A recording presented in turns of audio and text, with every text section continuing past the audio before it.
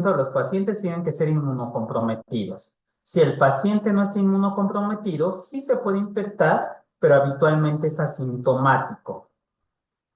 Entonces, vamos a empezar con histoplasmosis. Ustedes leyeron que hay muchas especies de histoplasma, pero el principal sobre todo es el histoplasma o la histoplasmosis capsulatum. Entonces es de la que vamos a hablar más. ¿Se dan cuenta? Y esto es bien importante como factor de riesgo. Se encuentran donde hay elevaciones de nitrógeno. ¿Dónde están esas elevaciones de nitrógeno? Obviamente en heces fecales, sobre todo de aves y de murciélagos, como ahí pueden leer en el cuadro. ¿Por qué esto es importante? Las personas que se dedican, no me acuerdo cómo se llama en específico la actividad, a explorar cuevas o andar en las cuevas, tienen mucho riesgo, obviamente si no utilizan el equipo de protección adecuado, de tener histoplasma. Histoplasma también era un hongo muy común en las personas que antes se dedicaban a la minería. Actualmente ya no es tanto, también gracias a los equipos de protección. Y en la ciudad es bien común, por eso se satanizaron a las palomas, que las heces fecales, sobre todo las palomas, tuvieron histoplasma. Obviamente se reseca la heces fecal, se pulveriza y la podemos inhalar. Por eso, a ustedes no les tocó, en la Facultad de Medicina antes había muchas palomas, pero muchísimas. Y bueno, no hacen gran cosa, ¿no? Tampoco era mucha contaminación, pero a un director, ni me acuerdo qué director, pero a mí me tocó en mi época de estudiante, se le ocurrió exterminar a las palomas y puso de justificación esto, que porque era mucho riesgo de que los estudiantes pudieran tener histoplasma. Por eso en la Facultad de Medicina ya no ven tantas palomas o tantas aves. Es una justificación exagerada, no quiere decir que todas las heces fecales de las palomas o de las aves que están en la ciudad van a tener histoplasma. Si es un factor de riesgo, si se acumula, ¿no? Inclusive no sé a quién le gustan las series médicas. Hay un caso de histoplasmosis precisamente en una serie viejita de medicina que se llama Doctor House. Hay un caso, ya ven que según atiende casos difíciles y que cualquier médico no se imagina, y hay un caso de histoplasmosis, ¿no? Es un joven que no le hallan por qué está fallando el pulmón, manda a sus residentes, el doctor House, a la casa del señor y ve que en la ventana hay muchas heces fecales de paloma y que las palomitas ahí tienen sus niditos y desechan las heces fecales. Y ya con eso llegan al diagnóstico y ya lo pueden curar, ¿no? Pero histoplasma, les digo, tiene que ser el paciente inmunocomprometido. Si nos da a nosotros que no tenemos inmunosupresión, habitualmente le digo, sí entra el hongo a nuestro pulmón, se inhala, pero somos totalmente asintomáticos. Entonces, vamos a conocer qué pasa con histoplasma entonces, ya después de estos detallitos generales. Este es el ciclo biológico, como en cualquier hongo, cualquier parásito, ¿no? Ya describimos que las heces fecales de las aves, sobre todo las palomas o de los murciélagos, pueden tener este honguito que se llama Histoplasma capsulatum. El Histoplasma capsulatum, habitualmente, después de que se desechen de las heces fecales, está en forma de hifas, ¿no? Como estos tronquitos, ¿no? Donde se van uniendo estos honguitos, y esas hifas sacan esporas. Las esporas son las que inhalamos, y finalmente la espora llega al pulmoncito. La ventaja de ser un paciente que no es inmunosuprimido es que los alvéolos alveolares, en cuanto entra estas esporas, los fagocitan y se acabó el problema. Obviamente, en un paciente que no esté inmunocompetente, los macrófagos no van a fagocitar y no van a digerir eficazmente estas esporas y es cuando tenemos la enfermedad clínica. Pero les digo, habitualmente con los macrófagos alveolares para la infección. Inclusive aquí tenemos eh, una microscopía donde podemos ver los alvéolos, digo, los macrófagos alveolares, que son estos paliditos que tenemos aquí con el núcleo grandote. Ya saben que el macrófago se ve el núcleo grandote.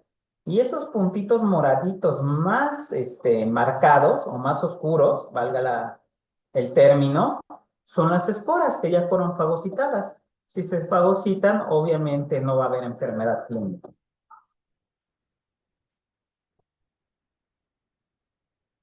Vamos a continuar.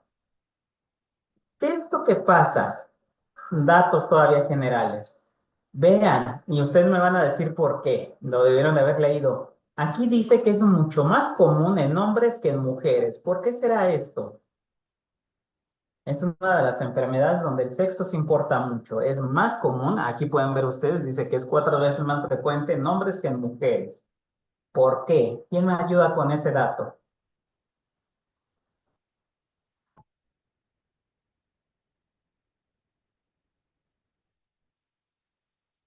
Yo de este dato.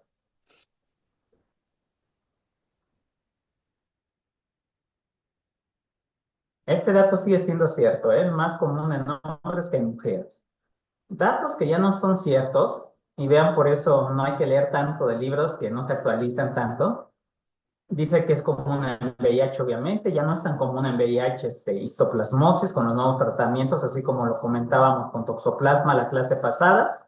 Tampoco es común en personas mayores de 60 años, no es un factor de riesgo. Esto que dice aquí como inmunosenectud constitutiva es una mentira, al menos en cuanto a infecciones micóticas. No se infectan mal las personas de la tercera edad, pero les digo que este dato sí es muy común, sigue siendo más frecuente en hombres que en mujeres. Y la explicación es por las actividades que realizan los hombres, solamente es por eso. Hay más hombres que practican la exploración de cuevas, entonces son los que se contaminan más, ¿no? Más allá de lo que puede haber en la ciudad o en el entorno urbano. Y un dato también interesante es este cuadrito que estamos viendo a mano derecha, viendo de frente la pantalla, es donde les dicen, sí, la mayoría de la histoplasmosis se contagia inhalándola, como vimos en el esquema pasada, pero una pequeña cantidad, y vean el porcentaje, 0.5% por vía cutánea. Si ustedes leyeron el tema y vieron imágenes, histoplasmosis se puede ir como cualquier infección del pulmón si no se controla por vía hematógena a otros órganos. Y al órgano que le encanta irse es a la piel.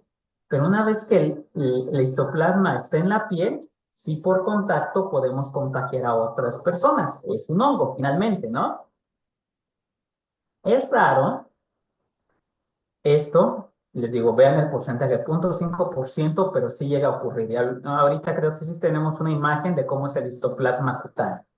Entonces, las dos principales alteraciones va a ser la pulmonar, que en la pulmonar se van a tener que ver como fisioterapeutas, y la cutánea no tanto, pero la van a encontrar en sus pacientes. Y les digo, al menos que la persona sea inmunocomprometida, no vamos a desarrollar la enfermedad como tal. Ahora, tenemos tres variaciones de la infección por histoplasma. Y aquí viene lo interesante, ¿no? Si nosotros estamos constantemente en contacto con esas heces fecales, con esos medios ricos en nitrógeno, donde crece mucho el histoplasma, vamos a estar inhalando el honguito, pero como tenemos un sistema inmune competente, no vamos a desarrollar la enfermedad. Y ustedes vean, el 90% de las infecciones por histoplasma son asintomáticos. No hay una enfermedad como tal. Si por algún motivo esta persona inicialmente era sintomática y que tiene el honguito dentro, tiene la infección, por algún motivo baja un poco sus defensas, pero no a un grado de inmunosupresión. Con esto me estoy refiriendo, no sé, a personas alcohólicas, personas que no controlan enfermedades crónico-degenerativas, diabetes, hipertensión, hiperlipidemia, dislipidemias, no sé, infinidad de enfermedades, sí pueden llegar a presentar ciertos síntomas, pero la mayoría son inespecíficos. ¿Cuáles serían esos síntomas? Puede haber fiebre, sí. Este hongo habitualmente sí provoca mucho la respuesta inflamatoria innata. Escalofríos también puede haber por esa misma respuesta inflamatoria. Dolor de cabeza rarísimo, aunque aquí la refiera muy, muy raro. Sí puede haber tos seca, pero la tos seca no es porque se esté manifestando la enfermedad. Así como vimos en Aspergillus, este hongo igual, el histoplasma, hace o provoca la reacción de los eosinófilos. Y ya habíamos explicado lo que hacen los eosinófilos, ¿no? Liberan histamina y provocan que otras células liberen histamina. Entonces, esa tos es el resultado de que hay vasoconstricción, digo, broncoconstricción. Empieza a cerrar un poco la vía aérea, ¿no? Y el mecanismo de defensa, pues, es producir la tos. Por eso dice tos seca. No va a haber secreciones, porque es secundario a una liberación excesiva de histamina. Dolor torácico también es rarísimo y lo que sí se puede acompañar serían mialgias, ¿no? El dolor del cuerpo o el dolor muscular. Entonces, como se dan cuenta, son datos muy inespecíficos y habitualmente no se correlacionan con una infección con histoplasma, pero no pasa más y son síntomas temporales para las personas. Ahora, si el paciente es inmunosuprimido, y volvemos a esos pacientes oncológicos, como hablamos en Aspergillus, sí van a desarrollar enfermedad pulmonar. Entonces, tenemos dos imágenes, la radiografía y la tomografía de esta enfermedad pulmonar. Vámonos primero con el estudio más sencillo. Si se dan cuenta, o recordando la imagen que vimos hace una semana de Aspergillus, el patrón es muy, pero muy parecido. Histoplasmosis y Aspergillus se parecen muchísimo en cuanto a estudios de imagen, al menos en este radiográfico que estamos hablando. Ustedes recordarán que habitualmente la infección es pariliar o pegadita a la silueta cardíaca y a la columna vertebral y que se ve estas densidades, estas manchitas blancas. Cuando ustedes vean una radiografía así, hasta no descartar lo contrario, es una infección por hongo. Es el patrón típico de hongos. Y les digo, es tanto característico de Aspergillus como de histoplasma, el tema que estamos viendo. Estos pacientes, como ven el pulmoncito ahí, habitualmente si llegan a hospitalizarse, llegan por datos de insuficiencia respiratoria, ¿no? El hongo que está creciendo, que obviamente el sistema inmune no pudo detener porque estaba inmunosuprimido el paciente, todo ese territorio o todos esos lóbulos que ustedes ven afectados no me sirve para intercambio gaseoso. Y por lo tanto, se va la saturación hacia abajo y empiezan los datos de insuficiencia respiratoria. No es una insuficiencia respiratoria tan fea como vimos en neumococo, como vimos en COVID. No llegan a intubación habitualmente, solamente se les coloca oxígeno indirecto, pero finalmente nos está diciendo que el intercambio gaseoso no es adecuado. A usted los mandan a llamar en estos casos, en esta radiografía precisamente, porque los pacientes habitualmente hacen colapso de vía aérea, tanto por la invasión y el daño al parénquima y obviamente a la vía aérea, como por la hiperreactividad que puede presentar el paciente por la respuesta inmunológica. Entonces, en este tipo de pacientes, lo que ustedes van a trabajar son técnicas expiratorias dirigidas, técnicas que a ustedes les permitan aumentar la presión de salida del aire para que esa vía aérea, lo que habíamos descrito también, se ferulice, no me cierre y me permita un mayor tiempo de intercambio gaseoso. Y con esto se van a beneficiar los pacientes. En cuanto el paciente empiece a responder a los tratamientos antimicóticos, ahora sí, ustedes van a poder realizar ejercicio aeróbico para ayudarle al destete de oxígeno. Entonces, esas son dos cosas básicas siempre en infecciones micóticas, en este caso obviamente por el pulmón. Técnicas respiratorias dirigidas y ejercicio aeróbico en cuanto el paciente esté más estable. Ahora, ¿qué pasa? Muchas veces se complica y recuerden, estamos hablando de pacientes inmunocomprometidos y aquí pacientes oncológicos son las peores víctimas de histoplasma. La afectación pulmonar puede empezar a ser muy, muy severa. Si no se resuelve esto a tiempo, y vean la tomografía, es más que ilustrativa, vean cómo está el pulmoncito. En este caso estamos viendo un corte axial, como si lo viéramos desde arriba del pulmón, y estamos viendo el del lado derecho, ¿no? Aunque lo tengamos del lado izquierdo viendo de frente la pantalla. Entonces, vean la lesión característica. Creo que no habíamos visto una lesión tan fea en una tomografía y histoplasma la puede causar. No se resolvió. El hongo crece como hifas. Literalmente el hongo va creciendo. De esas esporas que inhalamos, van creciendo hifas, hifas, hifas, hifas, hifas. Y eso invade todo el parénquima. Todo esto blanco que ven ustedes en el estudio de imagen, que ustedes dirán, "Puf, es casi la mitad del pulmón", es el crecimiento del honguito. El problema de este honguito es que también va destruyendo el parénquima. Entonces, si nos vamos a la base del estudio donde estoy colocando el cursor, ustedes ven que aquí está muy negro, negro, negro dentro de esas lesiones micóticas. Todas estas son cavitaciones, pero ahora cavitaciones causadas por un hongo. Ya habíamos visto las cavitaciones causadas por la tuberculosis, pero las tuberculosis habitualmente eran más chiquitas y sobre todo en zona apical. En histoplasma puede ser en cualquier lóbulo, ya sea apical, medial, basal, anterior, posterior y todas las combinaciones que nos puedan salir de lóbulos pueden tener estas lesiones. Obviamente, donde están estos huecos, estas cavitaciones, ya nunca me va a servir para intercambio gaseoso. Estos son los pacientes que acaban siendo oxígeno dependientes, que aunque no es el oxígeno muy alto, el que utilizan, habitualmente utilizan 0.5 a 1 litro, y con eso pueden estar bien. Si ustedes le quitan eso poquito de oxígeno, empieza a desaturar el paciente. Va a ser difícil que con un daño pulmonar tan crónico como ustedes lo están viendo, puedan destetar a ese paciente. Obviamente el objetivo es que con ese 0.5, ese litro de oxígeno con el cual salió del hospital, el paciente pueda realizar todas sus actividades, tanto de la vida diaria como actividades, dependiendo de la edad, escolares o laborales. Deportivas van a ser difíciles, pero bueno, al menos sus actividades de la vida diaria y sus actividades sociales sí las van a poder desempeñar. Igual, el manejo en estos pacientes sigue siendo que no colapse la vía aérea y el ejercicio aeróbico para optimizar el intercambio gaseoso y que con el tiempo no vaya a progresar esta enfermedad y que le vayamos subiendo poco a poco el oxígeno. Y les digo, sobre todo en paciente oncológico lo van a encontrar. Entonces, ¿por qué daña tanto el pulmón? Tal vez esta diapositiva iba antes, ¿no? Inhalamos esas esporitas, esas bolitas, ¿no? Que aquí el nombre adecuado son las microconidias. Estos son reconocidos en los alveolos, los macrófagos los destruyen. Pero si el macrófago, por algún motivo, ese paciente está inmunosuprimido, estas microconidias se vuelven levaduras, esas hifas, ¿no? Esas arborizaciones, y obviamente el macrófago no va a ser suficiente y van a invadir el parénquima pulmonar. Y si no limitamos ahí el daño, se van a la sangre y ya les decía, el órgano principal donde llega el histoplasma va a ser la piel.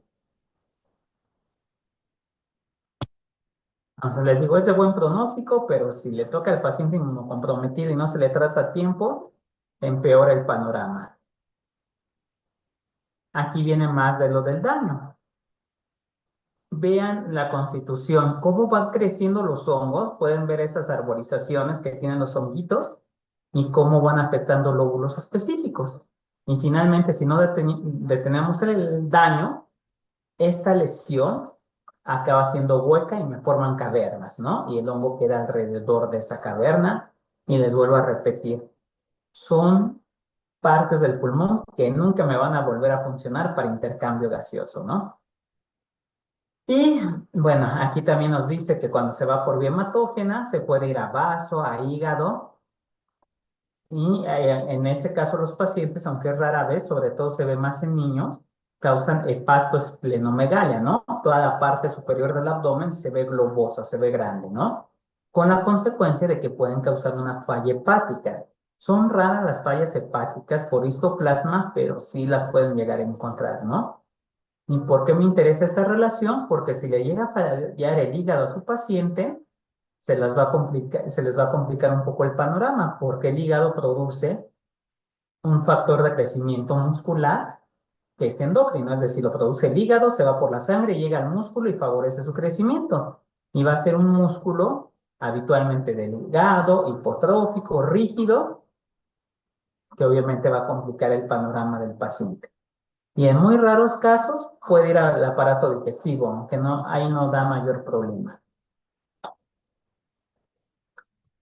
Último, vemos la histoplasmosis diseminada. Les digo, se va por vía hematógena. ¿A dónde se va? A la piel. Son fotos en blanco y negro, perdón, no las cambié por unas a color, pero habitualmente la histoplasmosis diseminada, cuando llega a la pielecita, sí son en menores de 2 años. ¿Por qué? El sistema inmune o el tejido linfoide asociado a la piel en el niño pequeño, menor a 2 años, si de por sí es muy escaso en el adulto, en el niño prácticamente es inexistente. Entonces, hongo que llegue por vía hematógena a la piel, no vamos a tener un sistema inmune específico, esos linfocitos T que se activan en la piel, y por lo tanto el hongo va a crecer fácilmente. Y aparte, las células de Langerhans apenas se empiezan a instalar en la piel, ¿no? Entonces, por eso es una desventaja para estos niños menores de 2 años.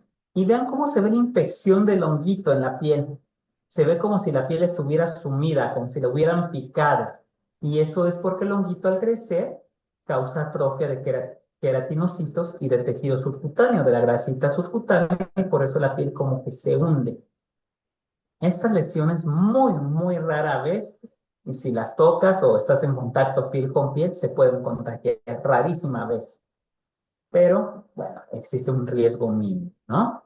Y vean esta pancita del paciente, el abdomen, está globoso porque es un bebé, pero vean la hepatoesplenomegalia. Por eso aquí están según con marcador, esto se hacía antes en la medicina clásica, están marcando la silueta o el tamaño de lo que es el higadito y lo que es el vaso, ¿no? Sí está muy exagerado, casi me están diciendo que abarca todo el abdomen.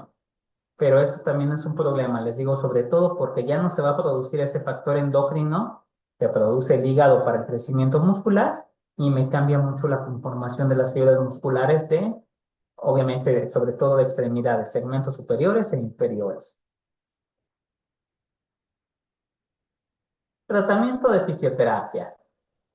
Habitualmente no son educación de la tos, no hay mayor problema. La tos la tiene el paciente, ya vimos, porque hay cierta hiperreactividad, entonces no es una tos mala ni tampoco una tos que debamos de dirigir. Y bueno, la fisioterapia respiratoria se tiene que basar, les digo, en técnicas respiratorias dirigidas. Por ejemplo, en esta segunda imagen donde el bebé está en decúbito prono o está acostadito de panza, lo que está haciendo el terapeuta son técnicas de respiración dirigida, ¿no? Obviamente las técnicas van a variar dependiendo del tamaño de su paciente. Pero les digo, lo ideal en histoplasmosis, sobre todo si fue un daño pulmonar, es a técnicas de autopip, las que ustedes quieran, o técnicas respiratorias y ejercicio aeróbico, ¿vale? ¿Algo más que hayan leído de histoplasmosis antes de empezar con criptococo? ¿No? Vamos con criptococo. Yo, Criptococo lo profesor, interesante, más allá de que también me va a causar problemas respiratorios, también me causa problemas acá, en el sistema nervioso central. E inclusive va a ser más común que vean pacientes con criptococosis con afectación neurológica más que pulmonar. Pero vamos a ver algunos detallitos de criptococo. Criptococo, igual como cualquier honguito oportunista, tiene infinidad de especies, ¿no? Pero las más comunes es el Neoformans y el Gatti. Nos vamos a quedar con el Neoformans.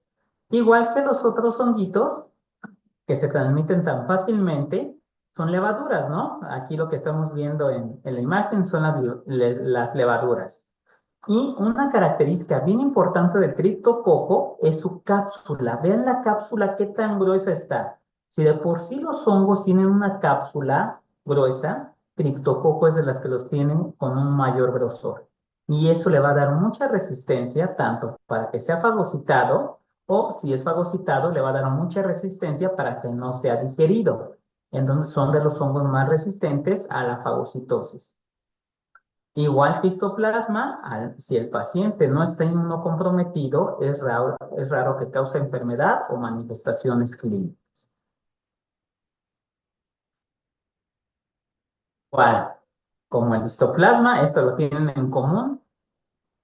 ¿Dónde crece? En ambientes rígidos en nitrógeno, pero aquí sobre todo es predominio de agas. Igual, la SPK se seca, se inhala la conilla o la esporita y van a tener su crecimiento y su reproducción en el pulmoncito. Pero, como yo les decía, es más común que dé lata en el cerebrito que en el pulmón.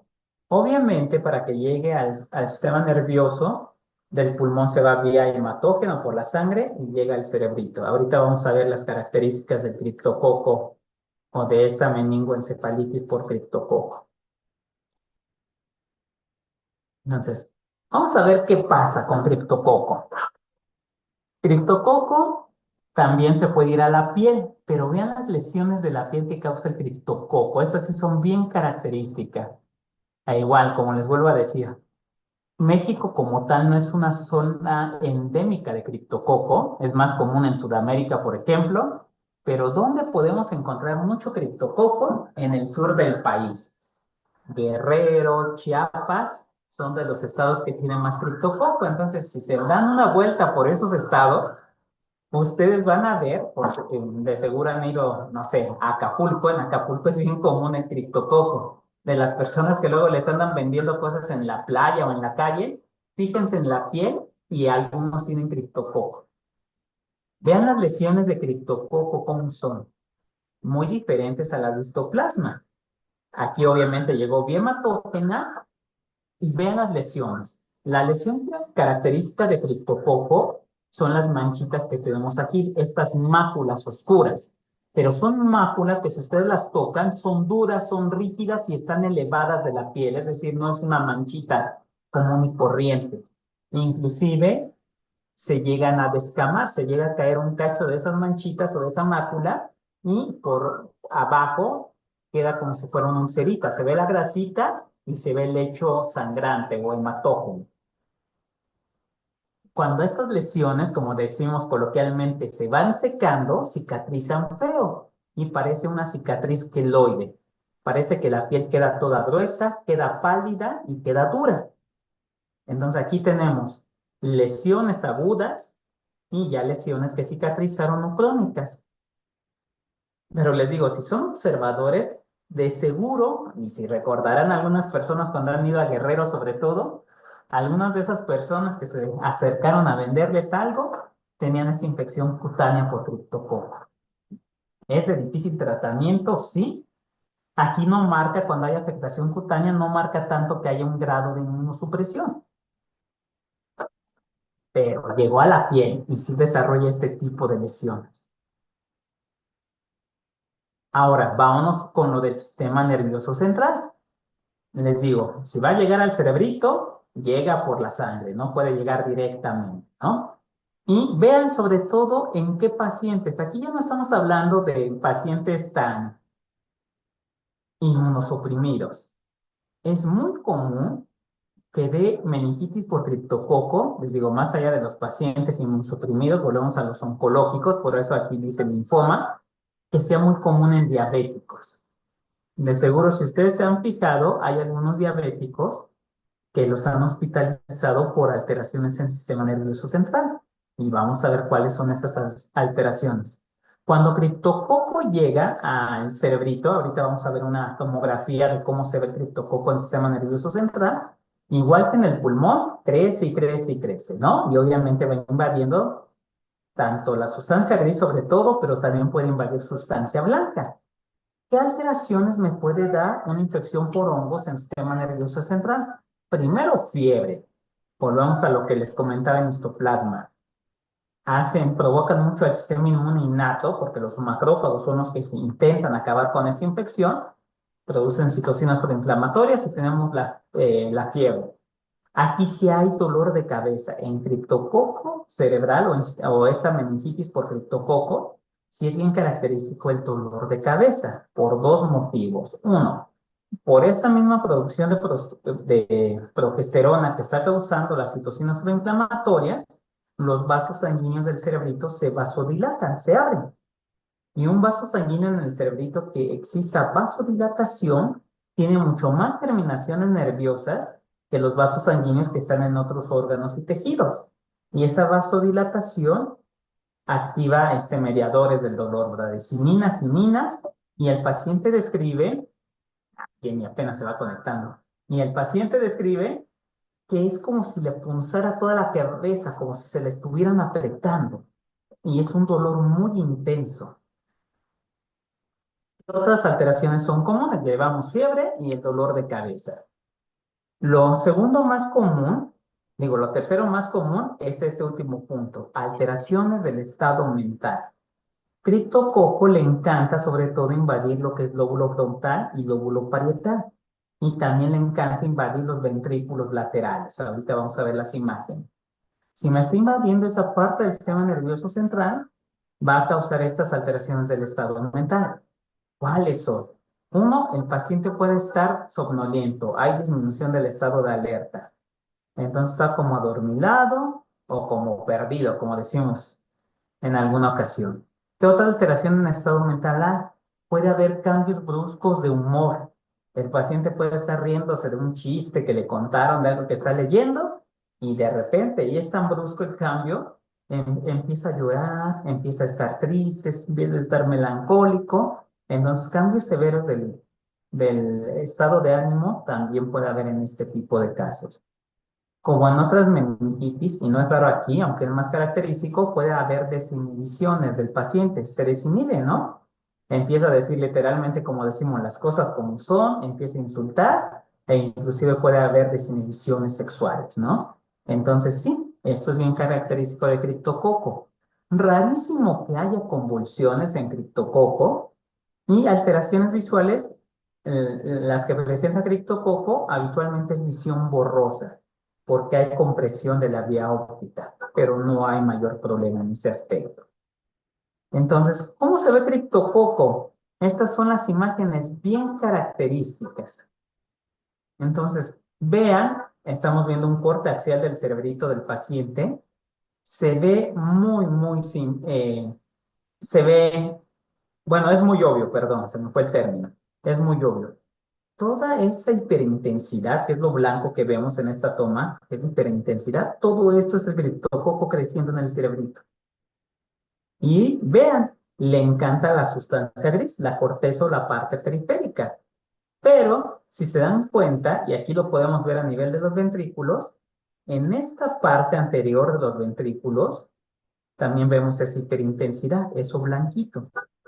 Cuando el paciente, más allá de tener estas lesiones a nivel del parénquima cerebral, ya vimos que sobre todo en sustancia gris, y las características que puede causar en su paciente, si el criptococo llega a crecer aquí, en la zona anterior de los ventrículos laterales, sí puede haber afectación motora o en vía piramidal, y es cuando los mandan a llamar a ustedes.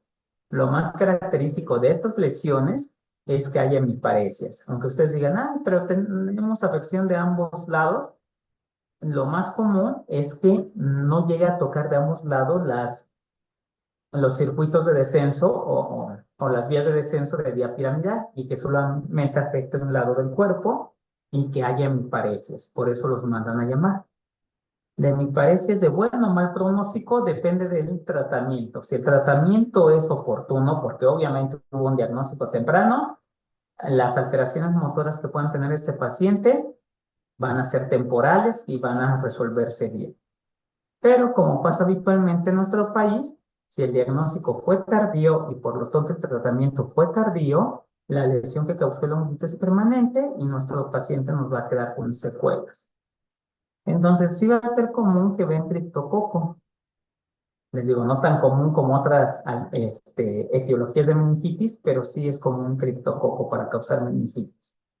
Les digo, lo más común son las alteraciones que describimos, no interviene el fisioterapeuta, pero si llega a haber afectación, les digo, en las partes anteriores de los ventrículos laterales, sí puede llegar a afectar vía piramidal y causar problemas como la hemiparesia. ¿Ah?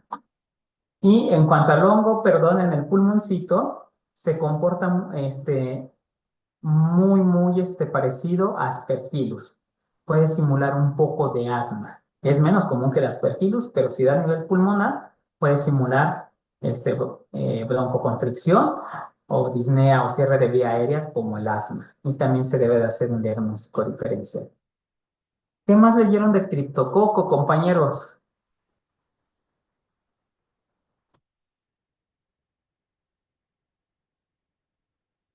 ¿Algo más que les haya llamado la atención? Iliana. Sí, es una pregunta. ¿También las náuseas y vómitos cuentan como síntomas de la enfermedad? Sí, pero son rarísimos, muy, muy raros. No están característicos.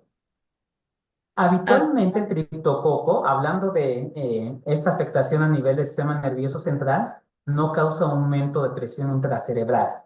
No me obstruye el flujo de líquido cefalorraquídeo, no me causa un edema cerebral exagerado. Entonces, si no hay algo que me justifique un aumento de presión intracerebral, esos síntomas que tú describes, Ileana, serían muy, muy raros.